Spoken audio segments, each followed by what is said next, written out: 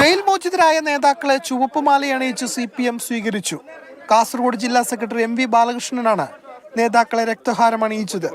6 ദിവസത്തെ ജയിൽവാസത്തിന് ശേഷമാണ് KV Kunhiraman, K Manikandan, Raghavan Velutholi, KV Bhaskaran എന്നിവർ പുറത്തിറങ്ങിയത്.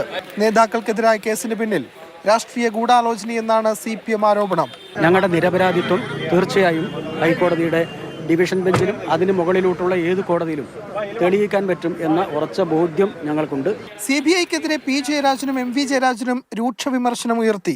CBI അന്വേഷിച്ച റിപ്പോർട്ട് കൊടുത്തല്ലോ, അതിലാണ് CPMന്റെ നേതാക്കന്മാരെ CBI പ്രതി ചേർത്തത്. അത്തരമൊരു നീക്കത്തിന് ശക്തമായിട്ടുള്ള തിരിച്ചടിയാണ് ഈ 4 സഖാക്കൾക്ക്, 4 നേതാക്കന്മാർക്ക് ജാമ്യം നൽകിയതിലൂടെ, അവരുടെ ശിക്ഷ മരവിപ്പിച്ചതിലൂടെ ഡിവിഷൻ ബെഞ്ച് ഉയർത്തിപ്പിടിച്ചിട്ടുള്ളത്.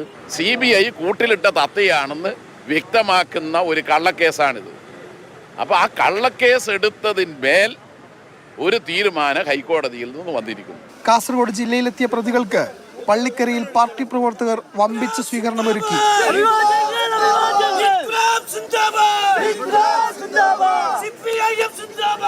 ഇന്നലെയാണ് 4 പ്രതികളുടെയും ശിക്ഷ ഹൈക്കോടതി മരവിപ്പിച്ചത്. മാതൃഭൂമി ന്യൂസ്, കണ്ണൂർ.